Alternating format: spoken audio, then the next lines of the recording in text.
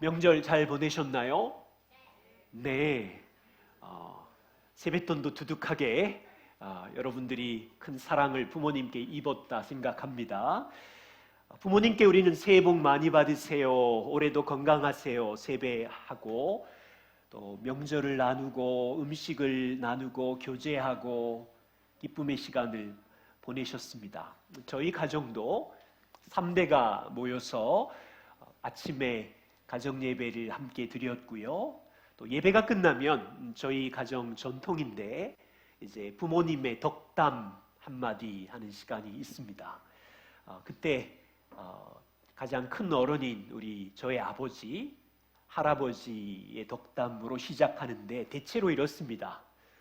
올해도 건강하고 충성되게 목회 잘하고 겸손하게 섬겨라. 알았지 아들들? 그리고 요번에 한마디가 더 추가되셨어요. 새벽마다 아빠가 기도하는 게 있는데 데살로니가 전서 5장 16절 항상 기뻐하고 쉬지 말고 기도하고 범사에 감사하는 게 주님의 뜻인데 아빠는 이거 붙들고 매일 살려고 그래. 너희도 그렇게 해라.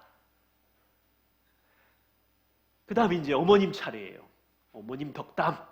그러면 시작은 나는 없어. 그렇게 시작해 놓고는 뜸을 들이시다가 이제 자주 반복하는 게 엄마는 그냥 고마워. 지난 38살 때 아버지 교통사고로 돌아가셨으면 과부되었을 텐데 40년 넘게 하나님이 사남매 키워주시고 여기까지 인도해 주신 은혜가 고마울 뿐이야. 부모님의 덕담이 자녀인 두 번째 세대인 저에게 또 손자들인 3세대까지 전해져요. 매년 그 덕담은 비슷합니다. 요번에 발견한 게 있어요. 80이 넘은 부모님 두 분이 자녀와 3세대에게 주는 덕담 속에 글썽거림이 있었어요. 아마 80이 넘어가시면서 이제 몇 번이나 이런 일을 할까 하는 찐한 마음이 있으셨는지 아버지와 어머니의 눈가에 그 글썽거림이 50 중반인 아들인 저에게 보였어요. 여러분, 오늘 말씀은 소아시아 지방의 7교회에게 보내는 예수님의 덕담 정도가 아니에요. 교회를 사랑하시고 교회를 돌보시는 예수님께서 진한 마음을 가지고 본인의 마음을 열어 각 교회를 격려하시는 말씀입니다. 한 3가지 정도를 살펴볼 텐데 오늘은 7교회 이제 첫 번째 교회 에베소 교회를 다루면서 7교회 보낸 편지의 구조들이 똑같지는 않지만 비슷한 패턴들이 있습니다. 그래서 그 패턴들이 어떤 것인지를 말씀드리고 두 번째는 에베소 교회를 확인하시려면 에베소 교회가 처한 역사, 도시의 상황을 이해하면서 어떻게 교회가 세워졌는지를 함께 살펴보려고 합니다. 그리고 이제 예수님께서 에베소 교회 성도들을 향한 사랑의 마음, 칭찬을 오늘 확인해 보려고 해요. 그리고 다음 주에 이제 사랑 안에서의 책망과 약속들을 다음 주에 살펴보겠습니다.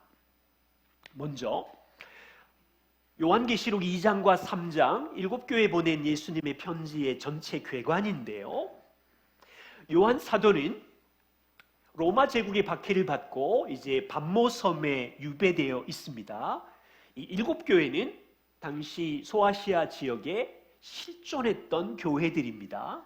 여러분 사진을 한번 보면 그 당시 7교회는 로마 제국의 역사 속에서 같이 살았고 제국 전체는 다신이었을 뿐 아니라 로마 황제를 숭배하는 문화 속에 있었어요.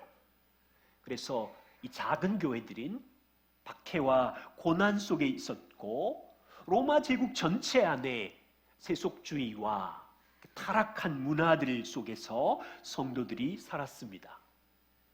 감사하게 저는 5년 전에 터키를 한 10일 여행하는 동안 이 7교회 지역을 모두 다 이제 볼 수 있었어요. 에베소 지역에 있는 에베소 교회, 서모나 교회, 버가모 교회, 두아디라 교회, 사대 교회, 빌라델피아 교회, 라오디기아 교회. 지금은 교회가 존재하지 않지만 그 지역의 기념교회들이 여전히 남아 있습니다. 이 7개 교회들은 에베소 교회를 중심으로 한 50km, 60km, 70km 이렇게 떨어져 있어요.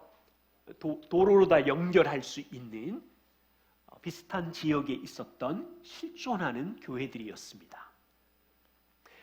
요한 사도는 반모섬에서 성령의 감동을 받고 예수님께서 전하신 이 각 교회를 향한 말씀들을 지금 2장과 3장에 기록하고 있어요.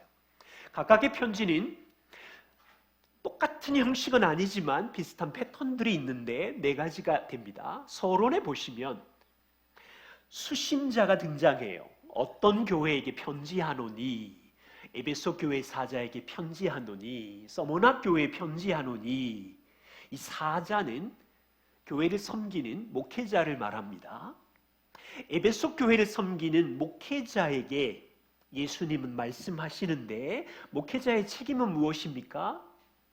주님이 전한 그 사랑의 편지를 성도들에게 읽어주고 그들에게 전해서 하나님의 주님의 마음을 알려주는 목회자의 사명이 있는 거죠.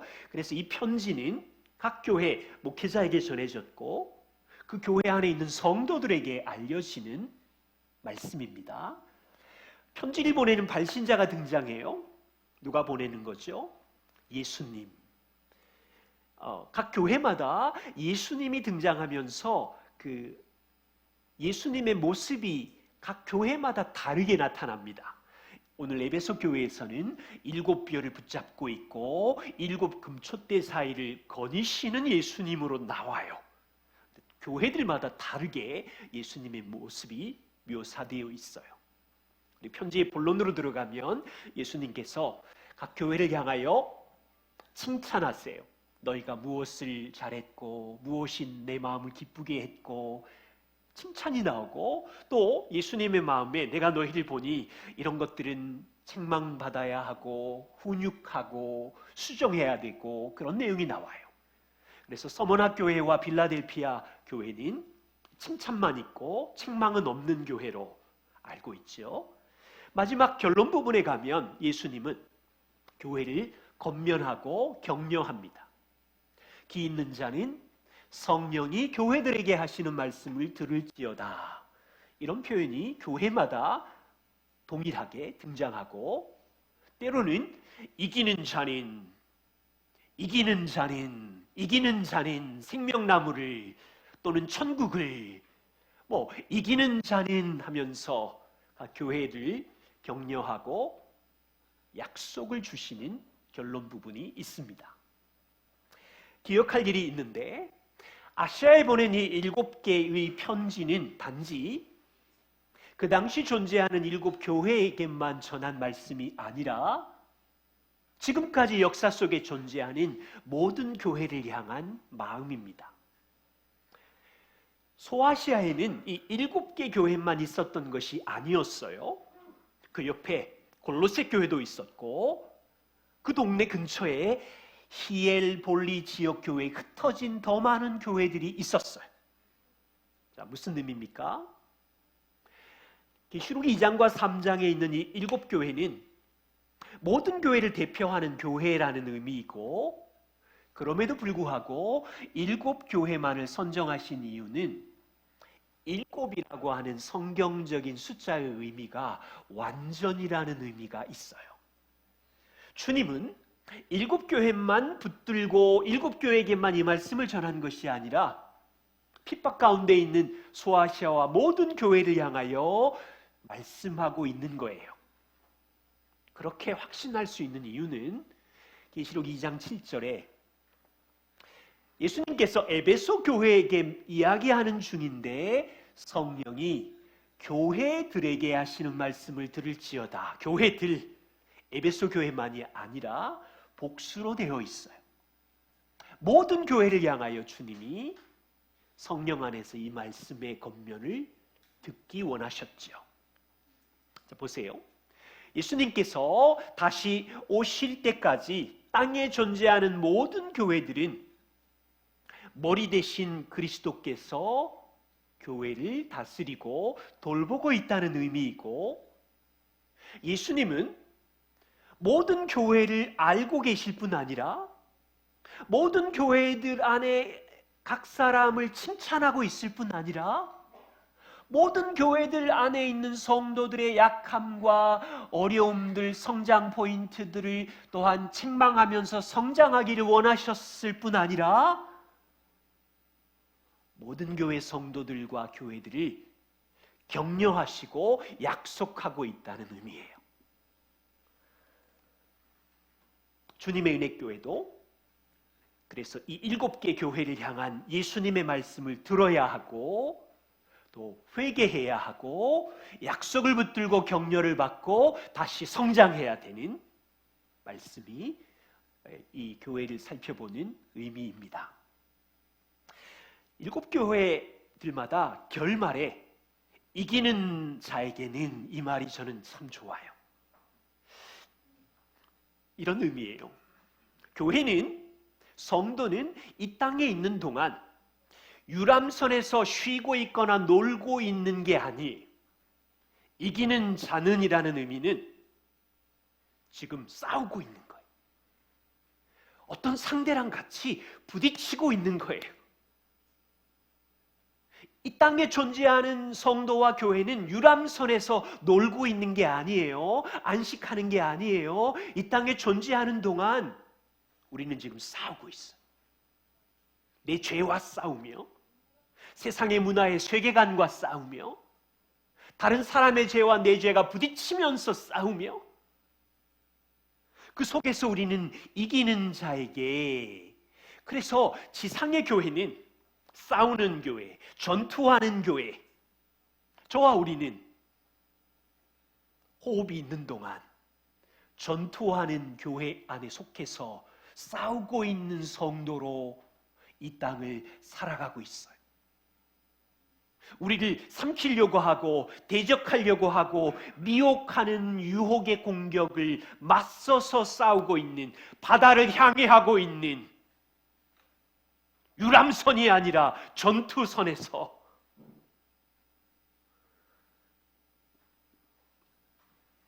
교회와 성도는 예수 그리스도의 피값을 주고 산 하나님의 자녀입니다. 하나님의 나라가 완성은 아니지만 이미 십자가의 죽으심으로 하나님의 나라는 시작되었고, 성도들은 하나님의 나라에 이미 속하여 있는 존재이지만 땅에서는 어둠의 세력과 싸우고 있는, 전투하는 시간을 보내고 있어요. 그래서 괴로운 거예요. 그래서 쓰러지기도 하는 거예요.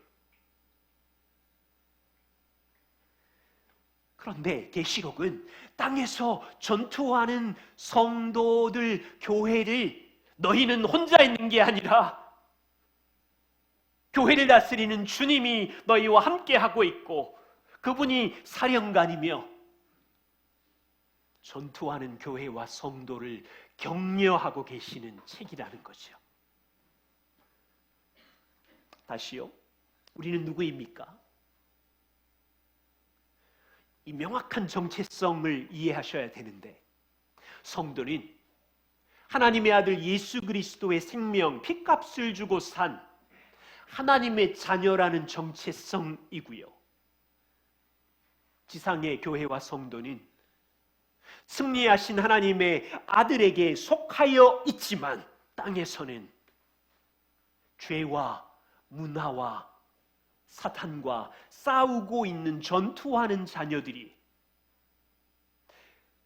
기억해 주세요. 그냥 단지 먹고 사는 전투를 하고 있는 게 아니에요. 그냥 높은 자리, 낮은 자리, 사람의 인정, 박수 정도의 전투를 하고 있는 게 아니에요.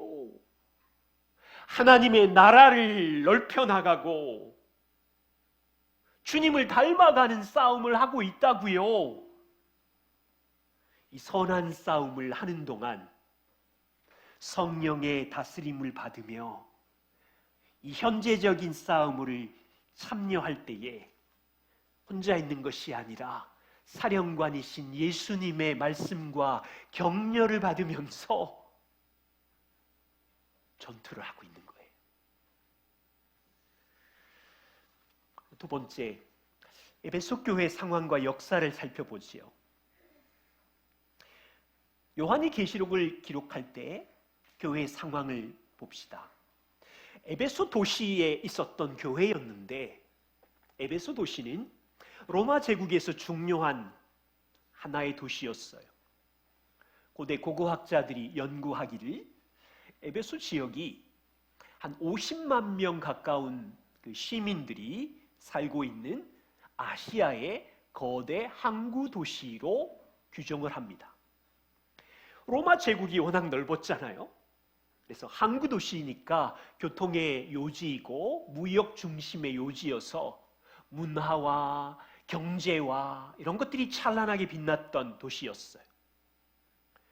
에베소 도시를 탐방해 보면 2만 5천 명을 수용할 수 있는 그 경기장, 극장이 있어요. 그곳에서 로마 제국의 올림픽 경기도 개최되었다고 하고요. 연극과 문화와 오락의 중심지였어요. 특별히 에베소를 방문하시면 아데미 신전이 유명한데, 도시에 우뚝 서 있는 이 신전은 에베소 주민들 전체의 삶을 지배했던 중요한 곳이에요. 그 세계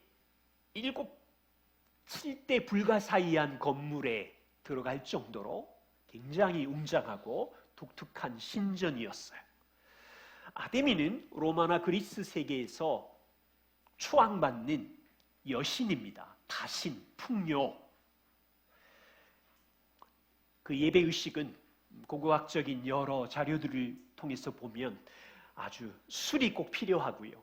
부도덕한 방탕한 행위들이 막 그 제사의식에 포함되어 있고요. 거기 안에 그 인간의 그런 격렬한 자해행위, 몸을 상하게 하는 의식들도 있고요.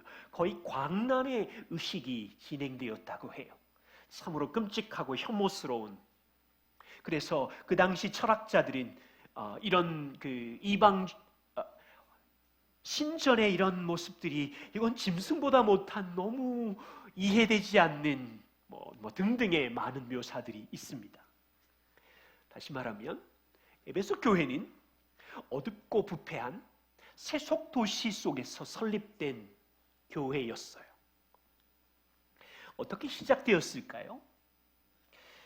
바울은 2차 전도 여행 때 고린도에 있다가 브리스길라와 아굴라와 함께 소아시아 지역으로 들어가면서 에베소에 잠시 머물게 됩니다.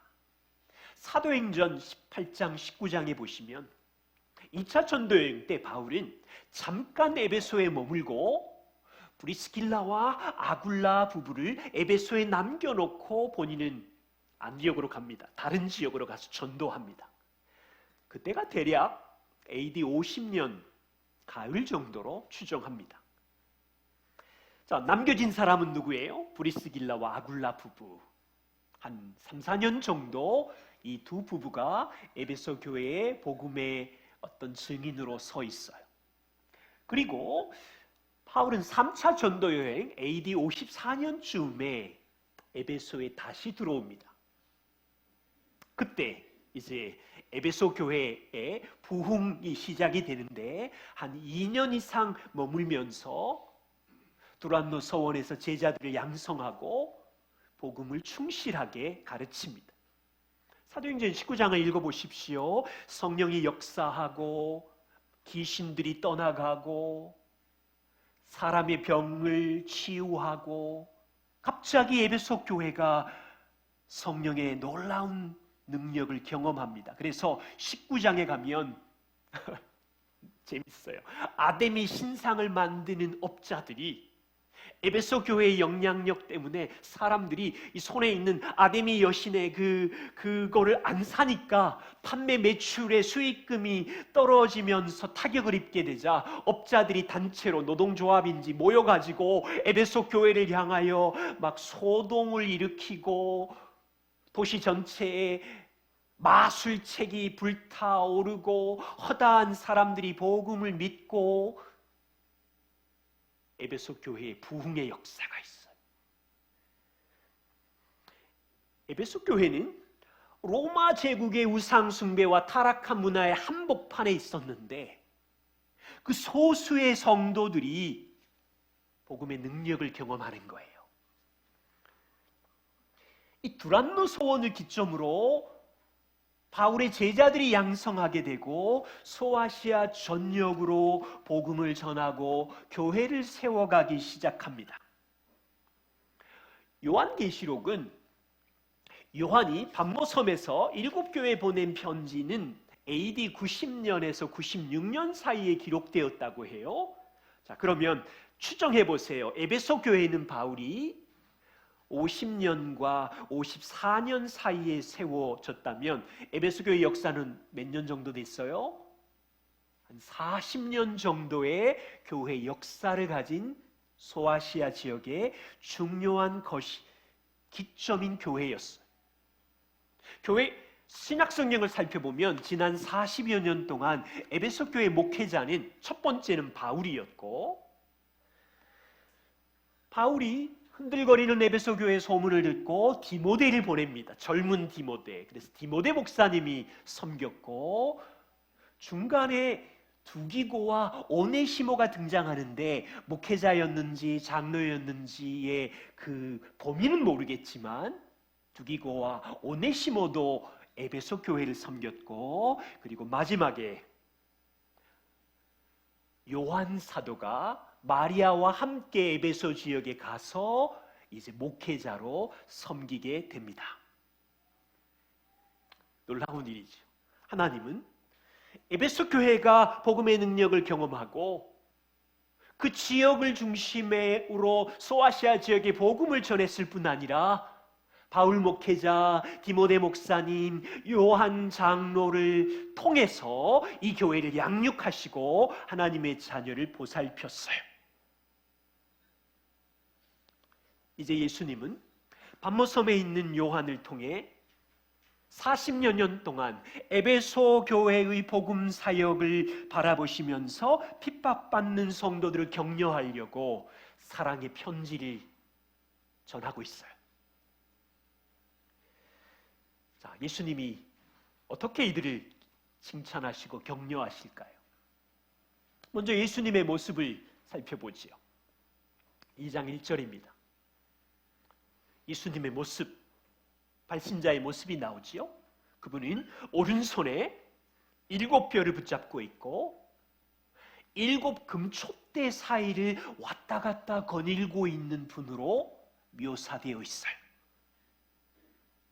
교회의 머리이신 예수님이 에베소 교회를 그냥 가지고 계신 게 아니라 꽉 붙잡고 있고,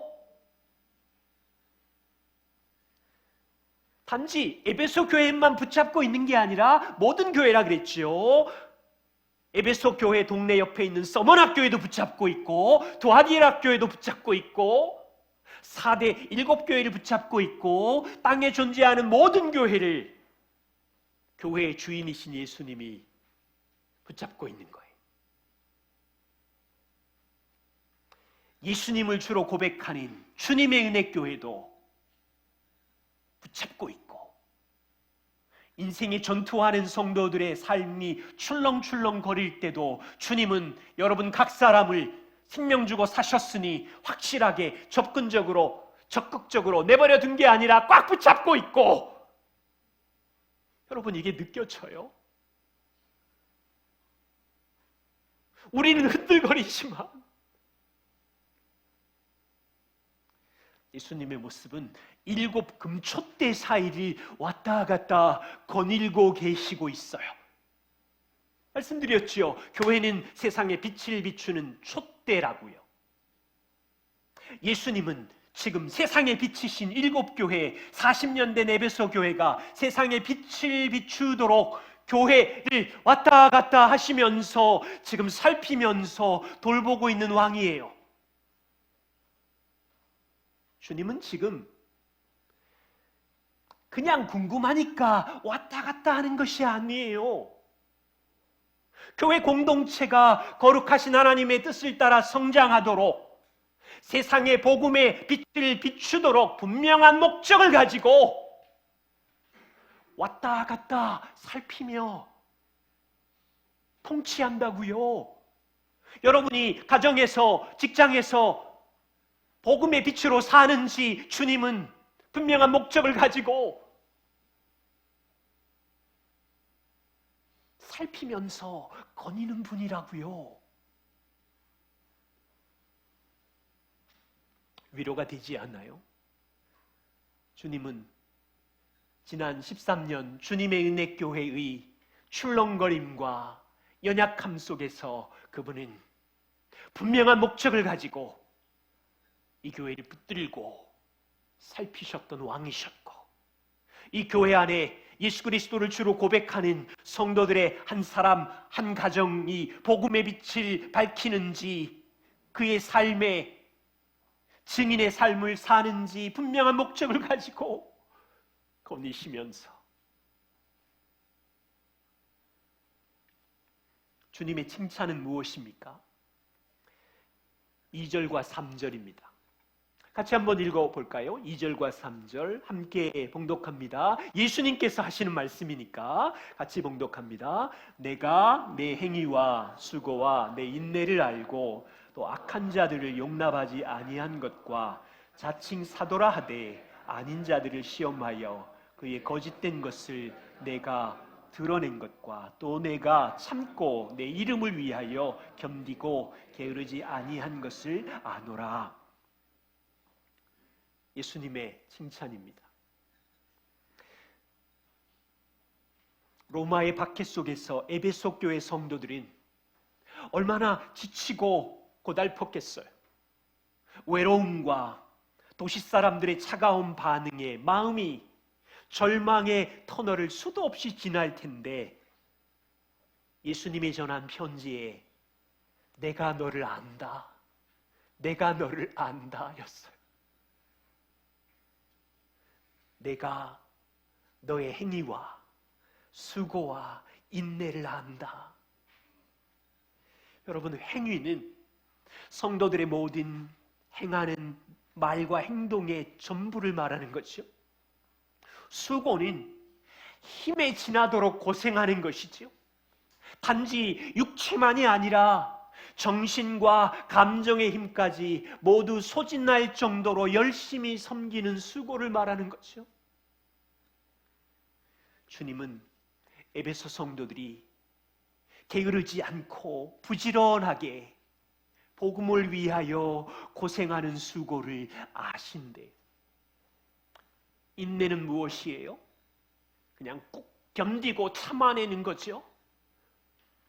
인생이 내 뜻대로 되는 일이 하나도 없지만 마음이 짓눌리고 힘들어서 고통스럽지만 그냥 버티면서 잘 참아내는 것이 인내지요. 주님은 성도들의 인내를 보셨고 아셨어요. 이것만 보면 에베소 성도들은 성숙했고 훌륭한 열매를 가졌어요. 이제 여성분들이 명절을 보내셨습니다. 아직 내일까지 있지만 명절에 음식 준비하느라고 고생하셨지요. 육체적으로, 감정적으로 몸이 힘들면 감정이 출렁거리잖아요. 어쩌면 가까운 배우자도 부모님도 여성의 수고와 애씀을 몰라주면 명절 후유증이 있죠. 속상하시잖아요. 그런데 여러분이 섬긴 것을 주님이 아신다는 것이 위로가 되나요? 위로 안 돼요. 그래도 남편의 한마디가 필요해요. 저희 아내도 이번 명절 다리도 불편했고요. 몸도 컨디션이 좋지 않았는지 제가 옆에서 보니까 육체가 소진될 정도로 힘들어 하더라고요. 그래서 마음과 감정도 조금 어려워지잖아요. 그런데 위치는 맏며느리지, 맏딸이지. 그래서 남편이 볼 때 꾹 참고 견디는 게 보여요. 여기 계신 모든 여성 여러분, 우리 자녀들과 남자 여러분, 우리 아내에게 감사의 박수. 수고했어. 우리 남자들도 꾹 참고 설거지 하느라고 고생했네요. 남편들에게 감사의 박수. 알아주면 좀 위로가 돼요. 예수님이 에베소 교회 성도를 칭찬하는 다른 한 가지는 악한 자를 용납하지 않는 겁니다. 여러분, 전투하는 교회 안에 두 가지 공격이 있어요. 항상 교회 안에 갈등과 아픔의 공격이 있고요. 교회 내부의 공격. 교회 밖에 세상의 문화와 세상 사람들의 공격이 있어요. 교회 안에 자칭 사도라 말하면서 거짓 진리를 가르치는 자들이 있었어요. 에베소 교회는 40년 동안 교회 안에 있는 거짓 교사들을 시험하고 그들의 거짓을 드러내고 용납하지 않았어요.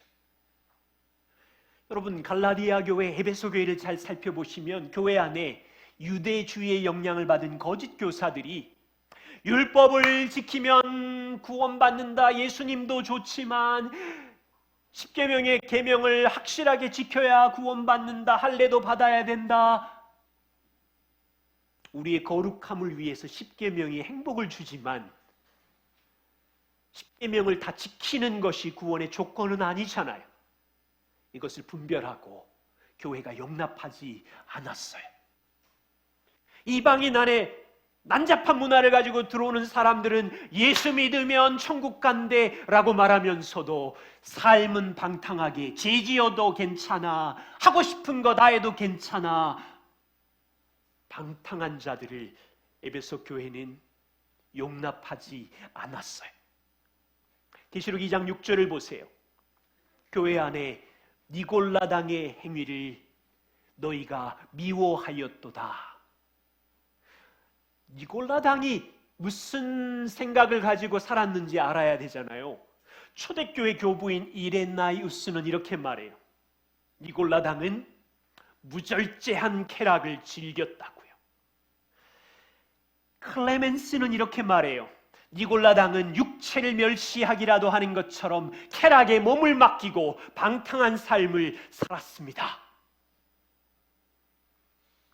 아마 초대교회 안에 니골라당의 모습을 가진 사람들로 인해서 심각한 갈등과 아픔이 있었을 거예요. 교회 안에 동일하게 예배했고 교제를 했는데 니골라당 쪽의 사람들은 예배 드릴 때는 거룩해 보이고 너무너무 좋은 사람 같은데 월요일부터 토요일까지는 로마 제국의 문화에 쾌락을 즐기고 있고 술과 문란한 방탕한 생활에 빠지고 있고 삶에서 예배가 무너졌으니 진리를 더럽히는 자였고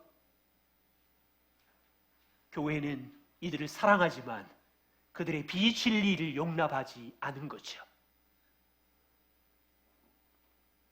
보세요. 에베소 교회는 지난 40년 동안 전투하는 교회였어요. 니골라당의 방탕한 생활을 미워하였고 싸웠어요. 거짓된 복음을 가르치는 악한 자들을 진리로 드러내었고 용납하지 않았어요. 그것을 예수님이 보시고 너희의 행위와 수고와 인내를 내가 알고 있고 악한 자를 용납하지 않은 것을 아시고 칭찬하시는 거예요. 자, 우리는 오늘 무엇을 배울 수 있을까요? 제가 한 가지 질문을 드리고 싶어요. 이 아침에 여러분에게 질문해 보세요. 예수님이 나의 모든 행위와 수고와 인내를 아신다는 것이 위로입니까?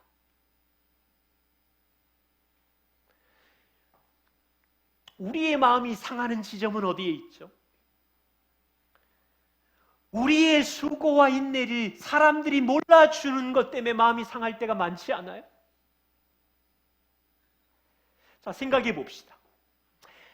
에베소 성도들의 행위와 수고와 인내를 교회 밖에 있는 로마 시민들이 알아줄까요? 여러분이 직장 생활을 하시면서 그리스도인으로 직장 생활을 할 때 성도로서 교회에 와서 수고하고 참는 것을 안 믿는 직장 동료가 알아주나요? 그런 일은 없죠. 에베소 교회 성도들도 교회 밖에 있는 로마 사람들이 저 조그만한 무리들이 모여서 성도들이 주님을 위하여 수고하고 인내하는 걸 알아주나요?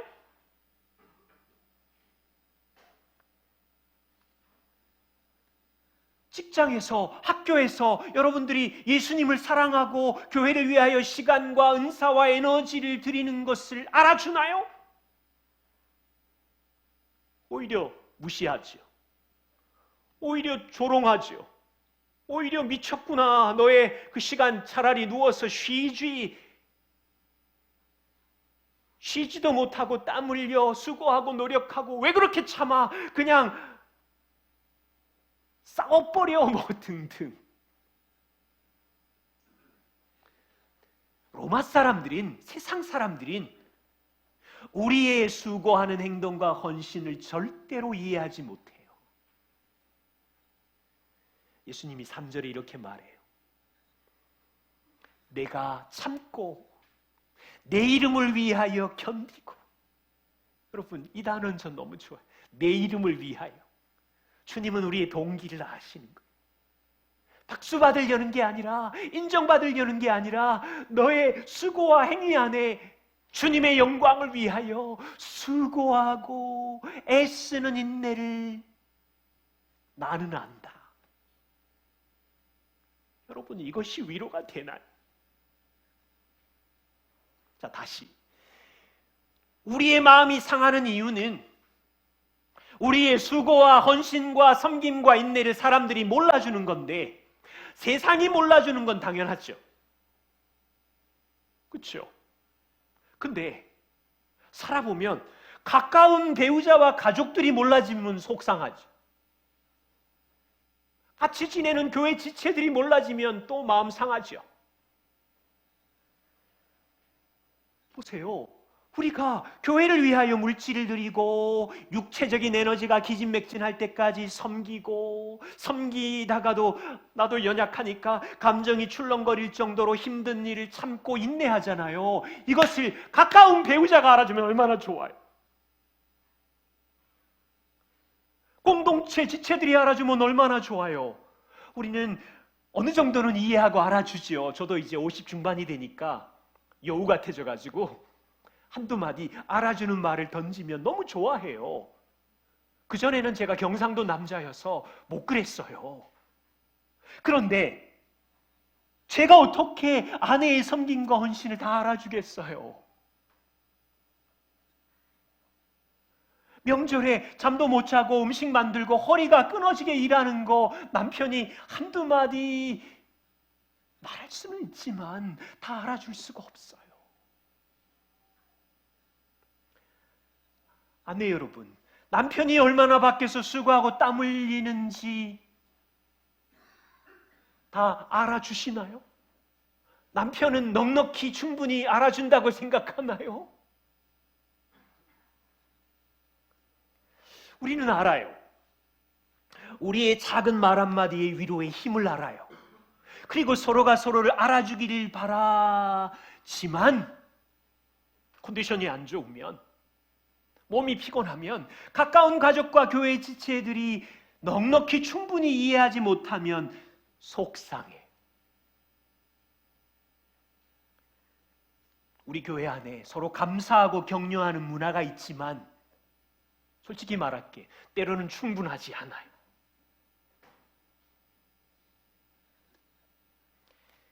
어떤 경우는 서로가 섬긴 수고와 헌신을 공감도 안 해주는구나 라고 생각하는 속상하는 마음이 들 수도 있어요. 왜 그럴까요? 우리는 늘 에너지가 자기로 향하거든요. 자기만 바라보는 죄인들이거든요. 다 알지 못하는 한계가 있는 존재일 뿐이거든요. 질문은 이거예요. 가까운 가족 또는 교회 지체들이 우리의 행위와 수고와 인내를 다 알아주지 않아도 주님이 아신다는 것이 참된 위로인가요? 그래도 가까운 배우자가 얘기해줘야 돼. 그래도 안 돼. 여러분, 그 마음은 이해하는데 그게 계속 세지면 주님보다 사람의 인정이 더 높은 데로 가요.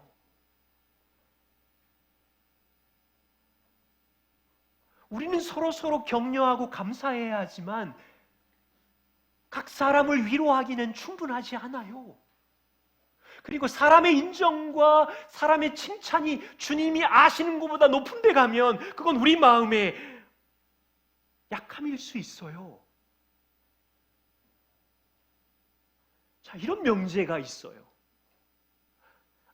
아무도 나의 수고와 인내를 다 이해하지 못하지만 공감해주면 기쁜 일인데, 나를 가장 사랑하시는 주님이 나의 모든 말과 동기와 수고와 인내를 아시는 것이 나의 참된 위로입니다. 진짜요? 주님은 에베소 성도들이 타락한 문화에서 쾌락을 따르지 않고 진리를 타협하지 않는 것을 알고 계셨어요. 주님은 성도들이 핍박과 고난 속에서 조롱과 무시를 받으면서도 복음을 지키고 전투하는 성도들의 행위와 수고와 인내를 알고 계셨어요. 주님은 여러분들이 가난 속에서도 세상의 부유함을 탐하지 않고 주님으로 만족하며 사랑하는 여러분의 마음의 동기를 알고 계셨어요. 어떤 여성분들은 남편의 도움 없이도 아내로서 자녀를 돌보고 섬기는 수고와 인내와 마음의 가난함을 알고 계셨다고요. 가족이 있지만, 동료들의 격려가 있지만 내 안에 밀려오는 외로운 감정, 염려와 두려움이 계속해서 날밤을 새울 때, 그때도 남편도 나를 이해 못하고 사람들도 나를 이해 못하지만 아침에 밝으면 주님이 나를 아셔 주의 보호와 돌보심으로 일어난다면 그 몸부림을 알고 계신다고요.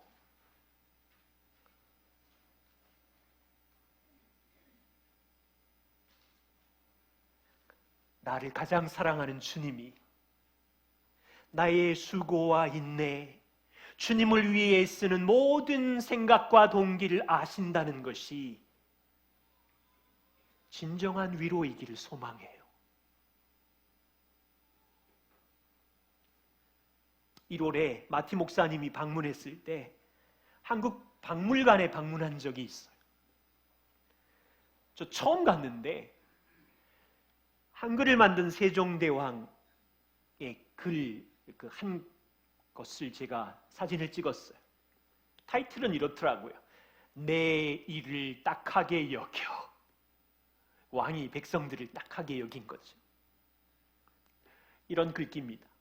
세종은 글자를 몰라서 자신의 뜻을 제대로 전달하지 못하고 억울한 일을 당하는 백성들을 위해 한글을 만들었습니다.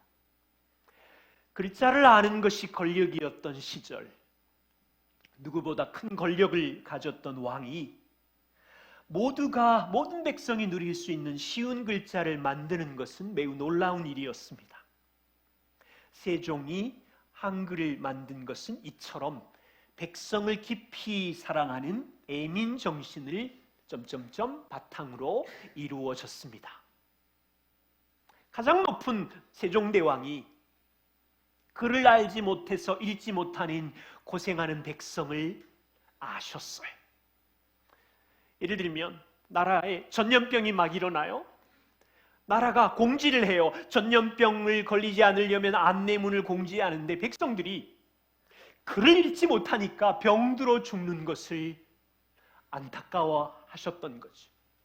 백성들이 글자를 모르는데 효율적으로 농사를 지어서 풍년을 이루어야 되는데 책을 못 읽으니까 효율적인 농사법이 기록된 책을 읽지 못해서 가난하게 사는 백성들을 아시고 세종 높은 왕은 이를 딱하게 여겨 가족 사업으로 수십 년 한글을 만든 거예요. 하나님은 어떤 분이세요? 세종왕이 백성들이 글을 몰라 고생하는 걸 알고 글자를 수십 년 만들었다면 우주의 왕이신 하나님은 백성들이 죄의 저주와 영원한 멸망으로 던져지는 것을 아셨기에 이를 딱하게 여겨 이것을 아신 왕은 자기의 아들을 세상에 보내셨고 이를 딱하게 여겨 우리 대신 죄값을 지고 십자가의 아들을 죽이셨고 이를 딱하게 여겨 부활하셔서 하늘 보좌에서 교회를 통치하는 왕이시고 지금 이 지점은 로마 제국의 박해와 고통 중에 있는 성도들의 모든 행위와 수고와 인내를 모른 채 하는 게 아니라 전투하는 교회가 싸우고 있는 것을 내가 안다, 내가 안다. 여러분, 이거 알면 누가 보든 누가 박수치든 우리는 필요해요. 서로를 감사하고 격려하는 일이 자라야 돼요. 경상도 남자인 죄가 살아가고 있는 것처럼 여러분도 배우자와 자녀들을 격려하고 감사를 표현하는 일에 있어서 이 뻣뻣한 근육을 발전시켜서 서로를 격려하고 서로를 감사하는 일에 잘하기를 원해요. 그런데 그걸로 충분하지 않아요. 우리 모두 다. 자녀들의 한마디가 우리를 일으킨다면, 배우자의 한마디가 우리에게 힘을 준다면, 우리를 가장 사랑하시는 주님이 내가 너를 안다. 내가 너의 행위와 수고와 인내를 안다.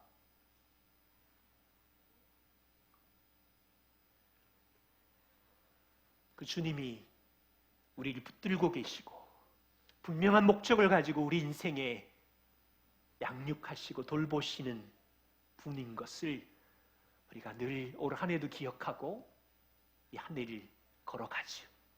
쓰러져도 다시 일어날 수 있고 넘어져도 주님의 돌봄과 사랑 이것으로 다시 믿음의 걸음을 걸을 수 있어요.